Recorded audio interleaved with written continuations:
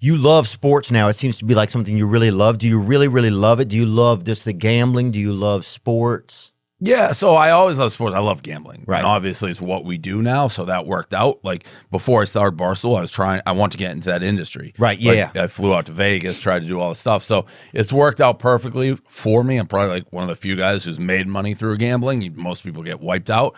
So yeah, no, I'm a big sports fan, and obviously it's been a core part of what we do. So it makes me like maybe I'm not getting arrested and going to jail if we're not doing Barstool. I'm not like that crazy if I was just sitting around as a normal fan. Okay.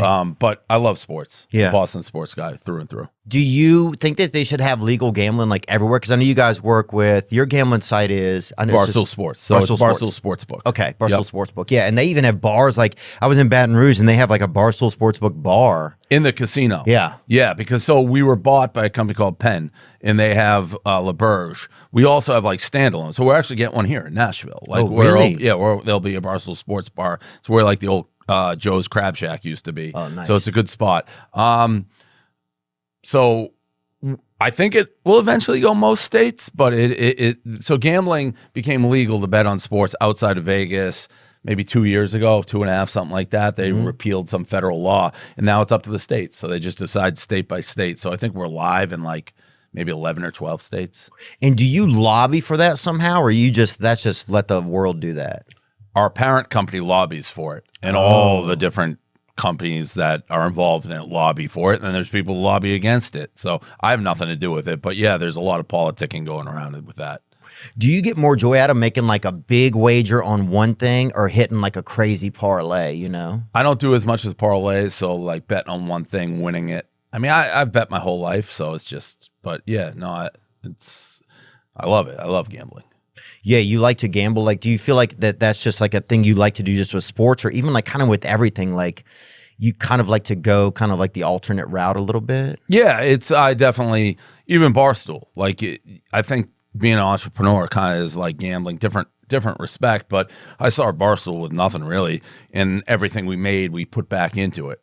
For the most part, worked, but you know, we did concert. I thought we were going out of business at one point because I put all our money into like a concert tour, and it kind of flopped. Who was it? Like Third Eye Blind or something? No, believe it or not. So we did this thing.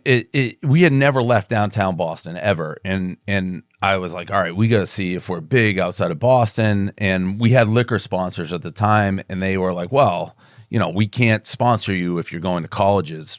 And we're like, well, what if we make it a music tour? Could you? They said, yeah. So we had this kid, Sam Adams.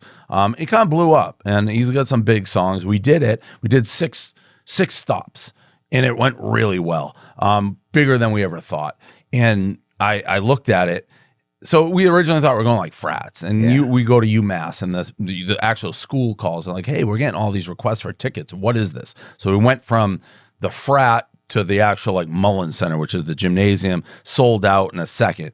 My brain's going, the business side's like, hey, if I can recreate this with like big talent, I may be onto something. So we had a music tour. It was headlined by Mike Posner. Do you remember like Cooler Than Me at the time? I saw Mike 2 weeks ago, yeah. So that song just came out. He was the headliner. Yeah. It was him, Wale. I had Mac Miller for $1,500. That's how much we were paying him to play. So he was the third guy coming up on it.